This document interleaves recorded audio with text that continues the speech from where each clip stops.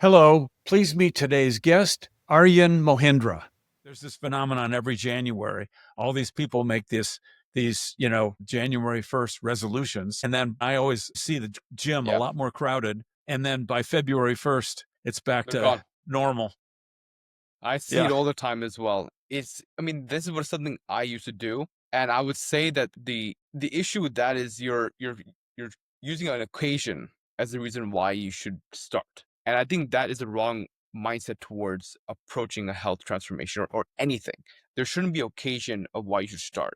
If you have a reason to do something that's actually valuable and that could contribute to society and yourself, then I think starting right away is the primary way to go forward. It's not about a very specific occasion. So I see that all the time, and that's the same reason I just told you why I started my journey. Finally, is that I understood that it doesn't take an occasion to start. It takes a reason worth fighting for to start. What if I told you that the key to transforming your entire life and potentially your startup comes down to one simple question? What are you fighting for? Today, I'm talking with Aryan, a 20-year-old entrepreneur who discovered this life-changing principle when he was just 12 years old. Picture this: failing out of school, 40 pounds overweight, with a doctor telling him he'd lose 15 years of his life if nothing changed.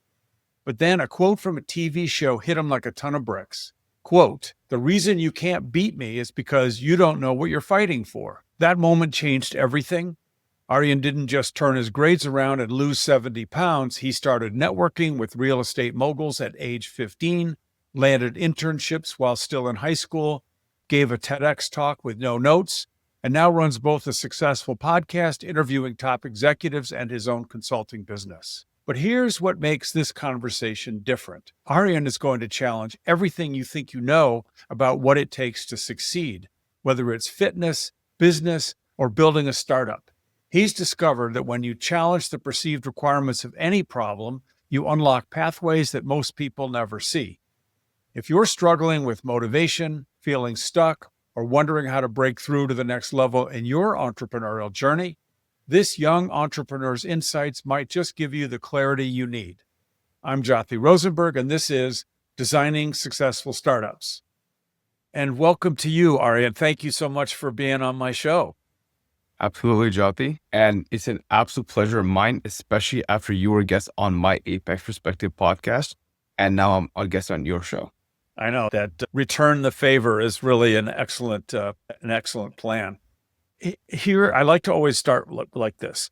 I'd love to know, and I never asked you this, where are you originally from and where do you live now? So I was born in India, actually, and I was born around, it was 2005, of course, and that's why I'm 20 years old here today.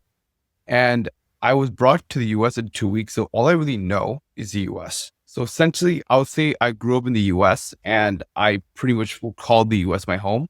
My parents are originally from India, but I would primarily call home the US. Have you been back to India, even though it's not really back for you? You've got family there probably.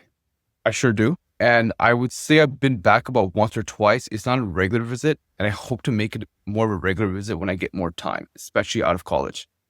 Yeah. Yeah, that's the other thing that's interesting about you. So I've actually talked to a couple other fairly young people, and they just didn't have enough sort of the school of hard knocks of just experiences to be on the podcast. Because I'm looking for people that are entrepreneurial and have had some success and have had some challenges and some mistakes or whatever, because I'm a big fan of talking about my mistakes. Yeah. And I've made plenty, because I just turned 69 last week. I'm a little bit older than you. I actually have a grandson who's older than you. I have a Mm, 22-year-old grandson, okay. Wow. which is funny. So something happened to you, and I'm just serving this up for you to tell the story. Something happened to you that was really life-changing, and it led to you doing a TED Talk, and then I think it essentially set you on this path for both your little company and your podcast. So maybe you could tell us that very significant life-changing event that happened to you not so long ago. Of course. And my story, it starts 9 years ago, but I truly remember it as if it was yesterday. I was sitting in a classroom and I was in elementary school. I was failing out of all my classes. I was about to repeat a grade, and I was also completely overweight. A lot of the problems that were occurring in my life were simply a result of the lack of effort into putting my effort into things and the inclination to put effort into things. And because of that, I was forced to be in a position where I was failing out of school, and my doctor was telling me I was going to lose 15 years of my life if I didn't fix anything. And mind you, I was around 12 years old at this time. The issue was my family was very academically driven. My family praised being excellent in a lot of things. So of course, there's going to be some backlash or a little bit of scolding, as you can probably imagine. They want the best for you, of course. So I was never motivated by the scolding. I was never motivated by praising excellence in school. The issue with what I was facing in life was not that I wasn't intelligent or that I didn't know how to be fit. It was a lack of a reason worth fighting for to make something happen. When you don't know why you're doing something, when you don't know why you're even at a certain place, there comes with a lack of effort associated with that. And that was the exact experience I was feeling both in my school and in my health and fitness. I didn't even know why I was doing what I was doing, being careless in school, being careless in my health and fitness, which is what translated to me not caring about the words my teacher was saying at the time, not caring what food came to my mouth, not caring how much time I spent on the television sitting down. All those components came in order due to the fact that I didn't have a reason worth fighting for to actually care about. So there was what was stumbled upon me actually starting to change really came when I was watching a lot of YouTube at the time. As you can imagine, YouTube was starting to become more prevalent, especially among the younger people at the time. And I remember a YouTube video about this show called The Arrow. And the character in it, his name is Malcolm Merlin. And I was a big fan of like fighting shows. I was a big fan of these shows that were all about fighting, getting to the objective, and those kinds of things. And there's a quote that individual said. His name is Malcolm Merlin. The reason you can't beat me to the opponent is what he's saying. It's because you don't know what you're fighting for. You don't know what you're willing to sacrifice. And that hit me with a ton of bricks. It made me realize the entire reason I'm not doing well in anything in my life is I don't know what I'm fighting for. I don't know what the reason is. I don't know what I'm doing in school. I don't know why I'm even there or why I'm trying to prioritize my health. And then I had the time to think about why I should do well in school. And ultimately, my mom's an entrepreneur, which is maybe something we can discuss a little bit later. And she told me sometimes before, I recollected this in my memories, that she leveraged college to build an excellent career, where she could build value for society and also create community impact at the exact same time. And if I wanted to do something great in my life, then it would require me to do basically well in school and to excel in school. That was my reasoning. Maybe people today, and I'm sure they do, have different reasonings with school and why they should succeed, but I held on to that reason. And that one thing, that one reason, it changed the entire way I operated. I started to study late nights. I started to study when no one was looking. I started to study I started to pay attention and study whenever I got the chance. Because I knew that if I worked on this, there was one day I got the chance to do something great in my life. Because I associated college to being able to do something great in my life. Again, we can discuss why that may not be as impactful today, but that reason compelled me to do something difficult and succeed because my grades completely turned around. Now, seeing this change in my life, it made me believe there may be a chance I can have the same impact on my health. Subsequently, I started running every single day, and this is around 13, 14 years old. I started running every day for an entire year. and 3 to 4 miles. And by the way, when I was starting this specific journey, I could barely run zero point 0.3 of a mile, just letting you know. So I slowly built up from 0.3 of a mile to about 3 miles in a single year, the capability of doing that in one go. And in that same year, I lost 40 pounds. That is when everything else in my life basically changed, because that's when I realized, because I've seen the proof in front of my eyes that I'm capable of change, it made me realize I can do anything I put my mind to. And this is what actually led me to not only just excel in school and essentially become a straight A student, but it also led me to start to learn more about business at a much younger age. Around 15 years old, I actually, after I lost that first 40 pounds, I started learning about real estate and about how real estate works. So I would go to these networking events and I would walk to them and I would learn about all the intricacies within real estate. And by the way, this is during the COVID time. So I was learning about medical office spaces, and I was learning about office space as a whole. And essentially I realized that based on all the terminology I was learning, that office was a asset class that was going to be underutilized and essentially going to drop in massive value. But if it's used in the right way, like for medical purpose, it can be repurposed for a much better use, and it can be actually reduced. It can go from a much reduced value to a much higher value if you repurpose the office space. And I told this to one of a prominent local real estate individual, and he was surprised I had this knowledge at a young age. So what he did is he invited me to do an internship with him while I was in high school. And that's where I started learning a lot more about real estate. I started to get intrigued about how real estate works. And then we went out to do a small little project.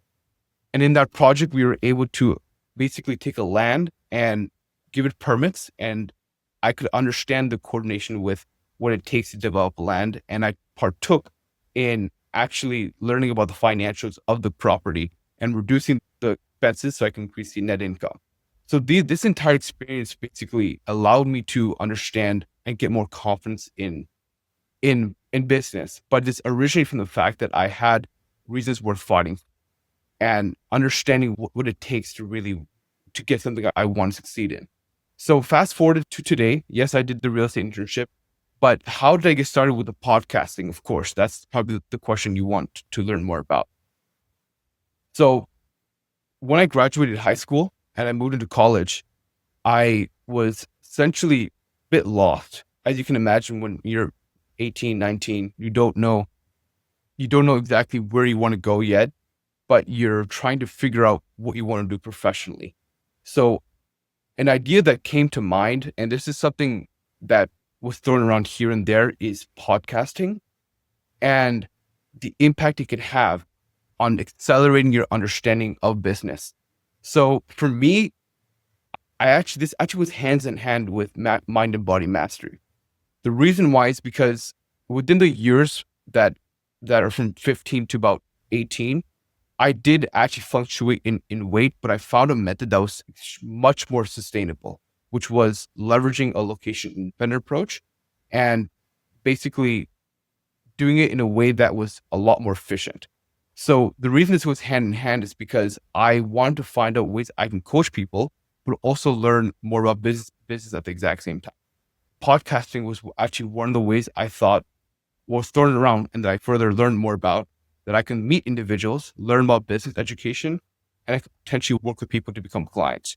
And that's basically a little bit more about what I do today. It's pretty hard to get invited to do a TED Talk. And usually there's somebody has to nominate you, or you can nominate yourself. Yeah. How did you get approved? Did you nominate yourself? Yes. I nominated myself, and I essentially described the concept, which was understanding the reason why you do things and having compelling enough reason to do something to make something happen. That was the premise of the TED Talk. And luckily it got accepted. So I went forward with the opportunity. Was it one of the TEDx's in fairly close to where you lived? Yes. In fact, it was at my high school. It was an opportunity for the students at my high school. And I took the opportunity and I nominated myself, gave the description. I pitched it to my teacher, to the one who was running the program. And they said I can go forward. Were you nervous? You couldn't have had a lot of experience doing public speaking in the short number of years you've been on the planet. I had to pitch, like I said before, when I was 15 years old, I had to pitch in front of all established individuals who are into real estate, how to lower the net income. I'm sorry, how to lower the expenses to increase the net income. And it was hard to do because I was 15 years old and I felt like I knew what I was talking about, but I was basically talking to sharks and I was 15, sharks in real estate. So it built my confidence to the point where if I know something is true, if it's irrefutable, I'm going to say with full conviction. And when something's irrefutable, it's something that's happened in my life or I've verified through multiple tests. So I believe that a part of it was talking about something that was truthful, and a part of it was also developing the confidence from speaking with people who were a bit more established than I was. So of course I was nervous, especially talking in front of both classmates and older people in a large room. But I would say what trumped the fear was the message I wanted to give to people. Because if there's one message I could give, it's that having a reason worth fighting for can make you capable of doing anything in your life. Because if you think about it, in the past, in many wars, people would die to defend their homeland. People are willing to give up their life to defend their homeland. They had a reason worth fighting for. They had a reason worth dying for. Imagine if you had a reason that was a tenth as strong as that today. How capable would you be? So it's a combination of things is what I would say. Is certainly I developed the confidence, but I had a reason worth fighting for to deliver this TED Talk, which kind of trumped all the fear. Hi, the podcast you are listening to is a companion to my recent book, Tech Startup Toolkit: How to Launch Strong and Exit Big. This is the book I wish I'd had, as I was founding and running 8 startups over 35 years. I tell the unvarnished truth about what went right and especially about what went wrong. You could get it from all the usual booksellers. I hope you like it. It's a true labor of love. Now back to the show. And the rules that we had to follow, and I gave mine in Paris of all places, but they're all 18 minutes long. And they don't allow you to have any notes at all. Did they use the same rules for you? I was offered some, I believe, teleprompter, but I refused. You didn't see, because you could tell if I would be using it if I was looking down at the board. There's a board right in front of you below the stage. There's a stage here, and there's a teleprompter right below in front of the audience. You would be able to see my eyes if I was using a teleprompter, but I didn't. And it was primarily because I felt what I was talking about, it didn't need a script. It came from me. That's probably the reason why. That's good. That's really good. Okay, so then you heard about podcasting. You thought it would really be helpful. It was going to be a way to meet cool people, which is absolutely true. I met you. And I'm now up to 8. I consider every single podcast guest that goes back to the beginning of 2024 to be a friend. And I actually reach out to some of them for various things throughout the 2 years that have gone by. And they're friends. And let's see, what number? Let's see, you're my 82nd. I know you've done way more. You've done way more than I have. What you're talking to people about, you're trying to have what you call exceptional executives. And so what sort of things are you trying to accomplish in the podcast? And who do you think your audience is? Yes. I believe my audience, who are primarily on LinkedIn, they're all, 95% of them, in fact, are founders and executives themselves. The idea behind the Apex perspective, which is why, I'll elaborate why I call it the Apex perspective, is to talk to individuals who have done something or are good at anything that they've done, who excel in whatever it is that craft that they do. That was the primary objective. I want to talk to people who excel in whatever craft they do. For example, there are people who've been on the podcast that aren't specifically entrepreneurs, but specialized in raising capital.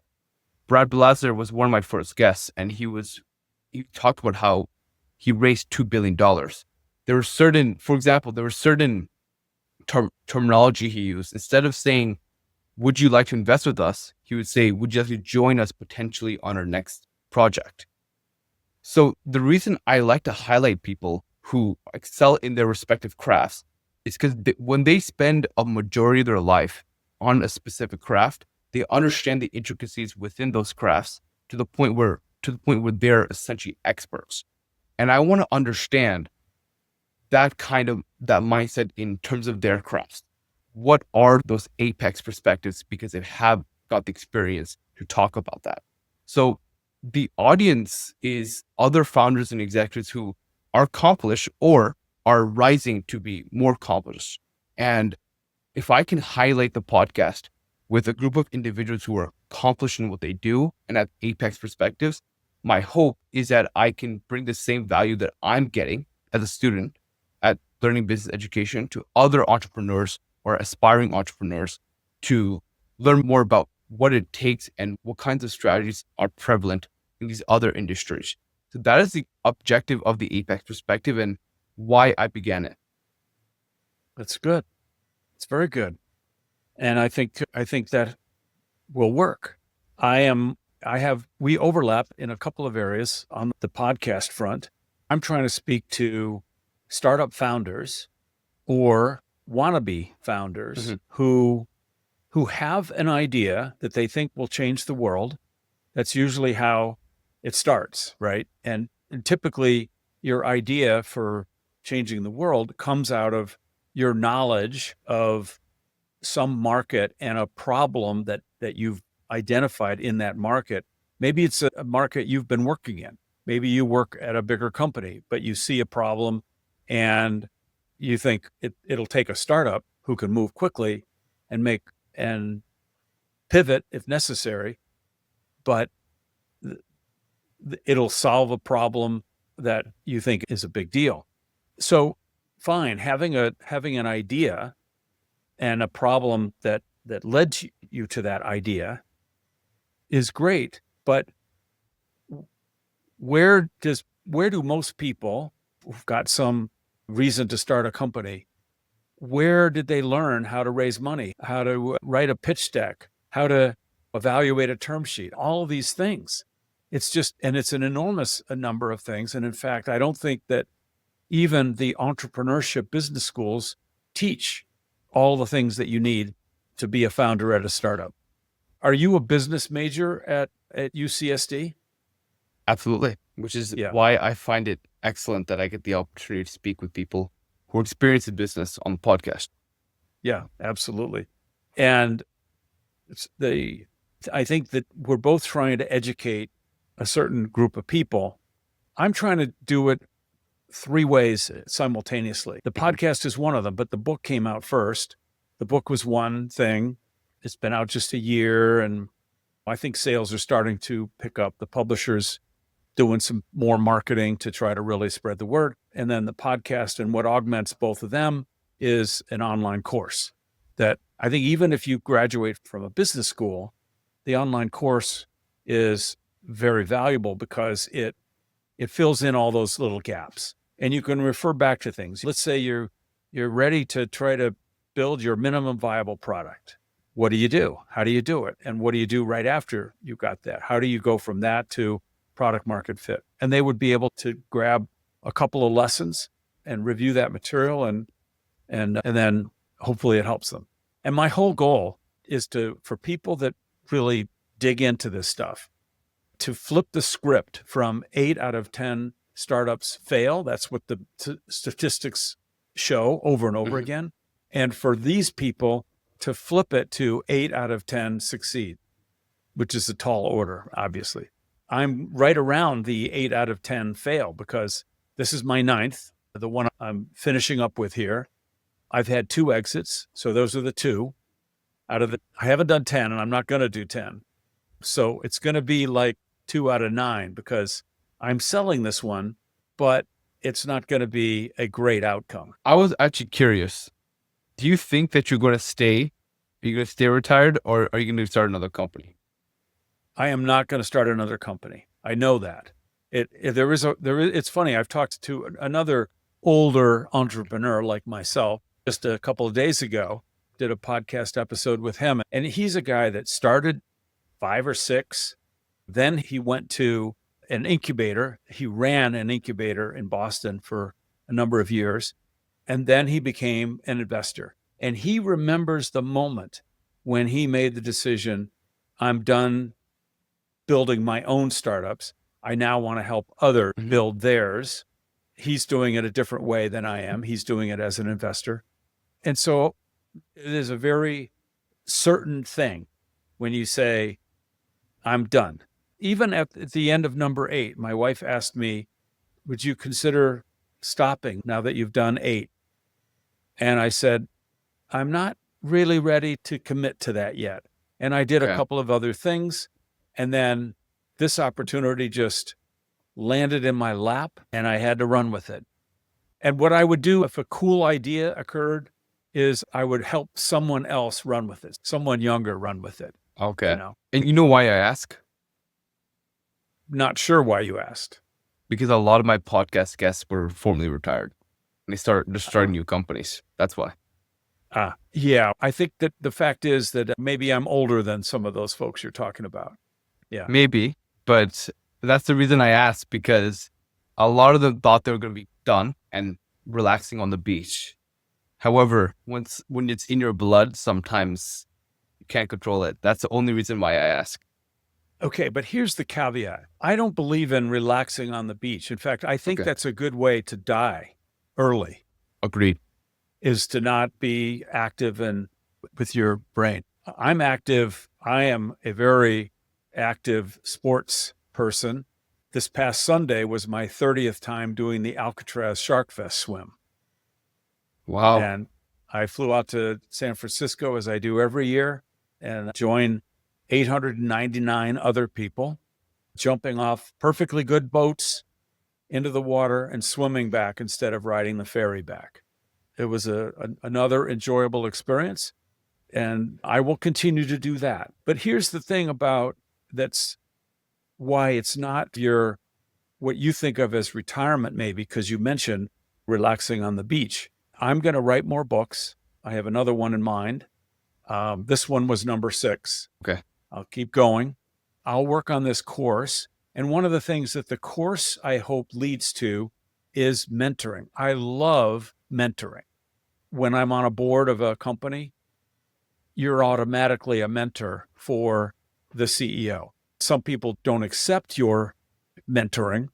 That's okay too, but most welcome it. And these are all essentially initiatives. They're not money-making companies, but they're all consuming kinds of things. Got it. So tell me about, it's a company. It's called Mind and Body Mastery. Yes. Is it like an LLC? So it is actually not primarily an LLC, but I would say it's a name for my service. It's a name for my service. Yes. Okay. So tell us about the service. Absolutely. So I mentioned earlier that I found a lot more of an efficient way to make a successful fitness transformation. Now, the primary problem that I've identified, especially because I went back and forth losing weight and gaining weight, and then finally successfully losing 70 pounds and keeping it off, I found it and identified the primary problem that people face when it comes to making a physical transformation. It's actually not what most people believe it is. A lot of what people believe is that it's because the diet has to be restrictive. It's because I have to exercise rigorously. I have to come out of the gym sweating buckets in order to make my transformation. And that's exactly what I thought before, which is why I was running previously. The problem with this is that it makes a lot of individuals not even want to start their own fitness journey. That's what it actually does. It's this perception that you must be rigorously dieting, you must be rigorously exercising. And that was one of the reasons why people don't start. But there's this other group who do start and follow that route and actually can't adhere to it. Whether they're an executive, they're an entrepreneur, Or if they're just an average individual that absolutely dislikes going to the gym or dislikes running, they also quit on their journeys. And this is the same problem I ran into a while where I would get a lot more busy with my schedule because I was actually a part-time intern at a real estate internship. And I was also a student at high school. I didn't have time to run every single day. So I identified that maybe I have to challenge the requirements of what it takes to make a physical transformation. Upon that, when you actually research what it takes to make a physical transformation, it's not the time you spend going to a gym. It's actually your capacity to adhere to a negative energy balance. What is a negative energy balance? A negative energy balance simply means you're burning more calories than you're consuming on a daily basis. So everything aside, as long as you get enough movement and you have the right nutritional strategy where you're eating less calories than you're burning on a daily basis, you're going to make a physical transformation. So because I understood this is the only requirement, there are so many other pathways I can take to make it happen. It does not matter what it is I do. It could be going to the gym or it could be using walking. That's exactly what I now leverage, which is step count. The reason why I felt like this was a necessary value to the market is because I want to dismantle this perception that fitness is meant for individuals all the time in the world and that are for the most disciplined. Because to this day, I still eat a bar of chocolate every single day. I eat a Rice Krispie every single day. And I simply just leverage step count, which is basically just walking without any sweat. And a lot of people don't believe me when I say this, but the reason why I want my message to be clear is because when you challenge the requirements of any problem, even if you're an entrepreneur, you start to understand all the available pathways to making a successful product or a successful solution to the problem. So that is the premise behind Mind and Body Mastery. Is I want to challenge the perception that this is really meant for people all the time in the world, people who are extremely disciplined, but rather it's meant for everyone and everyone can actually make a transformation if they follow the core principle to making their transformation. I think that's good. That's good advice. We each have our own way of doing it.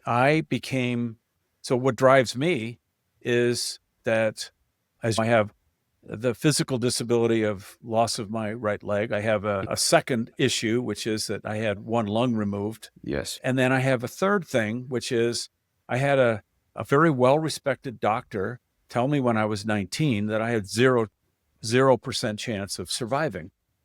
And so that essentially became a real mental challenge. Certainly. And for me, it was fighting back, And the way to do that for me was all the things that people said I can't do. And as I believe in this, Who Says I Can't? It's the title of that other book. And also just my rallying cry. And so for me, the people had said from the moment I'd lost my leg, they said, you can't ski again. You'll never be able to ski. You can't ride a bike because your weight's all on one side. You'll tip over. And you obviously can't swim. You've only got one leg. And when you kick, you'll just go in a circle. And those are the three things I do the most nowadays. And I became a double black diamond skier on one leg. I've ridden my bike from Boston to New York City 4 times. And I do a century ride every year. And like I said, I'm a competitive open water swimmer. And so I'm driven. And that's not the thing that's going to work. As you just pointed out, that's not going to work for a lot of people. But whatever it is that you need to do, and I think people who are not gym rats, who find lots of reasons, to give up after they try. There's this phenomenon every January. All these people make these January 1st resolutions. And then I always see the gym a lot more crowded. And then by February 1st, it's back They're to gone. normal. I see it all the time as well. And this was something I used to do. And I would say that the issue with that is you're using an occasion as the reason why you should start. And I think that is the wrong mindset towards approaching a health transformation or anything. There shouldn't be occasion of why you should start. If you have a reason to do something that's actually valuable and that will contribute to society and yourself, then I think starting right away is the primary way to go forward. It's not about a very specific occasion. So I see that all the time, and that's the same reason I just told you why I started my journey finally, is that I understood that it didn't take an occasion to start. It takes a reason worth fighting for to start. All I can say to you is it's really admirable that you were able to figure out how to lose that much weight, that huge percentage of And your body. you can probably see it here. It wasn't that I was just overweight. It was hard for me to stand sometimes. So it should give you an idea of the kind of tribulations I've been through. Yes. Are you pretty tall as well? I'm 6 foot. Oh, yeah, pretty tall. And I'm thrilled that you're in school and you're a business major. You're going to come out having a few more things added to what you already are learning organic way. And I think the younger people in the audience listening to this are going to be highly motivated. And I don't mean this in a patronizing way. I mean it sincerely. You do seem wise beyond your years. And I'm very impressed. And we'll be friends. Appreciate it. And we'll be friends. Absolutely. And we should meet in La Jolla. Yeah, we should definitely meet in La Jolla when you come by. Okay. I will. I have your address because I'm going to send you a signed copy of the book. Yes. And I will be able to keep in touch and look you up and all that good stuff.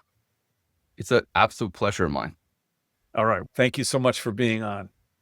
Thank you for interviewing me. Now for your Founder's Toolkit, the episode takeaways. Takeaway number 1, find your why worth fighting for. Stop doing things because you think you should.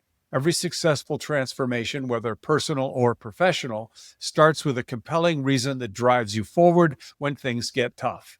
Aryan's grades and health only changed when he connected his daily actions to his bigger vision of doing something great with his life. Ask yourself, what outcome is so important to you that you'd push through any obstacle to achieve it? That's your North Star. Takeaway number 2, challenge the perceived requirements. Most startup founders accept conventional wisdom about what it takes to succeed. You need venture capital. You need a technical co-founder. You need to work 80-hour weeks. But like Aryan discovered with fitness, when you question these assumptions, you often find simpler, more sustainable paths to your goal. Before you follow the standard playbook, ask, what are the actual core requirements for success? You might discover shortcuts everyone else is missing. Takeaway number 3, youth and experience both have value. Don't let age define your credibility, whether you're 20 or 60. Aryan earned respect from seasoned real estate professionals by focusing on delivering value, not defending his age. Similarly, if you're an older founder, your experience is an asset, not a liability. Lead with competence, contribute meaningfully to conversations, and let your results speak louder than your age.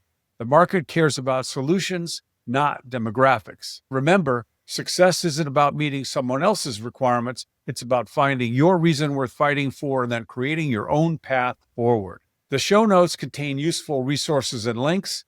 Please follow and rate us at podchaser.com/designing successful startups.